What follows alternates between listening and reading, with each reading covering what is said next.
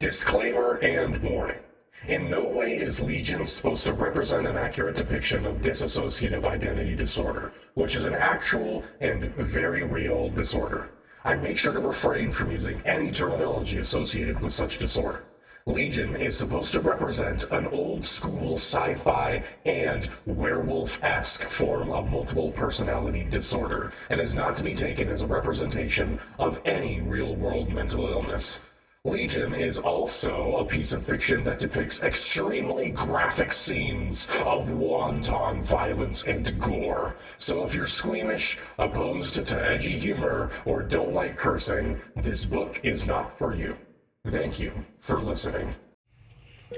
The pain that Caulro felt upon waking was all over the place. Legs, arms, torso, head, fucking everything. Ow. Caulro attempted to bring his right hand up to massage his temple, but found they stopped at the yank of chains. He opened his eyes to find he was in a hospital room on a very uncomfortable hospital bed, wearing blue scrubs, his wrist handcuffed to the metal bar of the hospital bed. He let out a groan. What shenanigans had he gotten up to? Another high? Another bender? He had lost count of the times he had crashed a car, socked a bouncer, got caught by cops, or any other various misdemeanor things that a person could get caught for. Caulro liked to think of himself as hard to catch, however, he was indeed very easy to catch due to his tendency to show off. Caulro sat, head spinning, staring at the ceiling tiles. What went wrong this time? After minutes of sitting in mind-numbing silence, a man walked in, just exactly how Caulro would imagine a detective from urban Ohio to dress. A black polo, khakis, and combat boots. Dude was big, burly, probably did field work before this point, probably hated this job, but that was just conjecture on Caulro's part. So, what's with the mask, bud? The detective called out, a calm saunter with a binder tucked beneath his arm. Caulro touched his face defensively, his fingers caressing the polymer bone, painted with a red smile, a bulbous red nose, and blue eyeshadow that dripped like tears down the cheeks. Caulro laid his head back onto the pillow, staring upwards, avoiding the detective's gaze. I plead the fifth, I know my rights, I'd like an attorney, yada yada. The detective chuckled and pulled up a chair, sitting down and taking out the handcuffs from Caulro's wrists. Caulro stared in a confused silence as the detective spoke. You're not under arrest, we can't prove you did anything wrong. The physical evidence doesn't line up. The detective used air quotes on the last part of that sentence, clearly thinking it's bullshit. Caulro remained silent as the detective clicked a pen and began reading off notes. 10 a.m., subject enters Cleveland Shopping Center, handling a reptile and an adult king cobra and crawling through the ventilation shafts. Caulro didn't have eyelids, but he'd be blinking in surprise if he did. 10:30, authorities are alerted of the suspect's presence, decide to pursue, quickly lose track of him. The detective flipped over the clipboard to show a grainy photograph, a screenshot of CCTV footage showing a tall, lanky man with spindly limbs and a clown mask of similar make to Caulro's own mask. This man's mask was demented. He had long spikes for hair, and his mask was that of a sharp-toothed, grinning maniac, just as the detective had said. He was holding a long, limp object in his left hand, which seemed to be a snake of some kind. What the fuck? Caulro ejaculated. The detective chuckled and nodded, raising his eyebrows but keeping his eyes down at the notes. It gets worse. 11 a.m., suspect emerged out of a vent into a bookstore owned by Pages and Covers, LLC. He began tearing books off of shelves, ranting about answers. 3 police officers came to intercept. Suspect was seen on camera incapacitating all 3 and outright killing 2. Officer Denny is still hospitalized. Suspect was then subdued by gunfire. Suspect was escorted to Cleveland Downtown Hospital in room 29B. The detective paused and threw his thumb over his shoulder to point at the door, where the sign 29B hung on a sign next to the door. And blood tests and samplings were done. Suspect then... He sighed, pausing as if he couldn't believe what he was reading. Suspect then underwent a metamorphosis, turning into a different person. He looked over his clipboard with narrowed eyes and a frustrated look. That's all she wrote, sir. That's all the notes I was handed. He flipped over the clipboard yet again and tapped his pen at the bottom line of notes. Caulro leaned in and read it. Indeed, it did literally say just that. Suspect then underwent a metamorphosis, turning into a different person. Caulro couldn't believe it, but just gave a shrug to the detective. That's all she wrote, Chief. It's not my fucking job to solve the mystery for you. Caulro plucked the IV out of his arm and kicked the blankets off. The detective stood up and clipped the pen to the top of the clipboard, chuckling. You're not off the hook yet, Bugman. Bugman? Caulro looked up to the detective with a confused and offended look. Did you just call me a slur? The detective met his offended gaze with a look of disgust and irritation. You're one of them, and I'm obligated to give you this. We don't get many of you void fuckers who cause trouble, so I figured it's only fair I help you get right. The detective handed Caulro a business card, and Caulro took it, reading it carefully, his eyes taking a second to adjust to the fine text. Miss Katerina, Voidling Assistant, 7532 Gate Street, Cleveland, Ohio. Caulro chuckled. Fuck's a voidling. The detective was already halfway out the door. You. The detective didn't elaborate on that and simply waltzed out, leaving Caulro dazed and confused, trying to recall his last memory.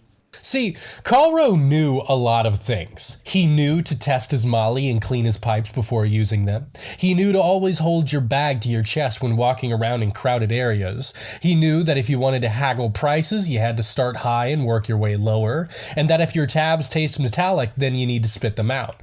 He had this knowledge floating around in his head, yet he didn't have the proper context for them. It was like if I told you to move the chair in the other room. You were aware that there is a chair in the other room, but which room? What chair? Move the chair where? To another room? There was just more questions than there are answers, and Caulro didn't much like that. He walked outside, still wearing his scrubs with his ass out to the air, little to no worry about anybody seeing his petite and toned behind.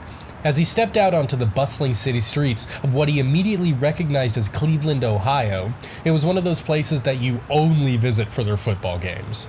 Caulro winced at the sight of the blaring sun, using his hand as a shader to sift the sunlight through. The cold air nipped at his cold skin, but he didn't mind too much. People looked at Caulro oddly but did nothing more. As he timidly strutted down the street, people gave him questioning looks but seemed to just not care, as if Caulro was just another homeless person, lost to the streets. He found it to be quite humiliating, demeaning. He didn't feel human, and it wasn't sitting right with him. He did his best navigating the streets, trying to find the gate street that the card had told him to find. The world surely felt different. His head was foggy and his memories unclear, but this hadn't struck him as odd yet. It felt like the normal opiate-induced haze that he had grown accustomed to waking up to. He stumbled through the streets, bumping and stumbling into other pedestrians, all who protested and grumbled at him, but made a point to move on quickly, disregarding him as another Cleveland homeless druggie, a staple of the city. Eventually, he stumbled into a particularly sturdy fellow and found himself ass over tea kettle on the ground. Jesus Christ, shitlord, watch where you're going. Caulro cursed, his eyes adjusting to the large figure who stood in front of him, blotting out the sun. Who are you calling shitlord? A high-pitched, buzzing voice replied. Holy shit. Caulro eventually was able to make out the figure's features. It was an enormous cockroach wearing a Cleveland Browns jersey. The bulbous eyes on both sides of its heads glowed a dull green as they stared down at him with a reproachful gaze. Caulro let out a yelp and scrambled backwards as the cockroach let out a huff and moseyed on past. Pfft, tourists. The enormous bug person scoffed. Caulro sat in stunned silence. The crowd walked around him, the city life adjusting to his existence like it adjusted to every other piece of trash that found itself on the sidewalk of the city. After a moment of thought, Caulro called out. Did anybody else see that massive fucking cockroach? He screamed. He earned a few scowls, some annoyed shrugs, and was promptly disregarded. He heard a mother warn her kids nearby to not grow up to be racist like that clown man. Calro sighed and slowly stood up, now walking much slower, surveying his surroundings much closer. He could see them much clearer now. More giant cockroach men, a few salamander men, worm people, strange crystal-like spider things, aliens, flying fish. Was he still high? He rubbed his sockets to try to clear them of any fuzz that might be fucking with his vision, and to no avail, the monsters were there and continued to be there. Calro's meandering stumble towards Gate Street had now become a frantic dash as he made his way across the city. He had no fucking clue where he was going, and he didn't feel like stopping to ask one of the enormous monster people, or worse, the Ohioans. Eventually, near sunset, he had made it to Gate Street, a small, dingy, ghetto-like street in the bad parts of Cleveland. Calro didn't know Cleveland had bad parts. He always thought it was a bad part, but apparently it could get even worse. Walking down the street, he eventually found the place that he might have been looking for. Miss Katerina's Bookstore, 7532. Seems like the place. Calro walked up to the door, reaching for the handle, only to stop as soon as he gripped the old brass door handle, staring at the sign on the door. Closed. Shit. He sighed and walked off to sit in a nearby alleyway, curling up against one of the metal trash bins. He had such a killer headache, and the rest of his body killing him too. As he sat against the metal trash can, hugging his knees against his chest, eventually a drowsiness began to overcome. A familiar warmth hugged him close, despite the only clothing he wore was the hospital scrubs. A familiar warmth hugged him close, despite the only clothing he wore was the hospital scrubs that barely covered his bare ass, which pressed against the freezing stone of the Cleveland cement. He thought of better times he couldn't remember. Well, time for emergency reserves, He said, defeated. He climbed into a nearby dumpster, shut the lid, and stretched hard. He felt his back pop, and the LSD that stayed in his spine was released into his system. Like a glow stick, he lay in the back and watched the pretty colors in the darkness until he fell asleep.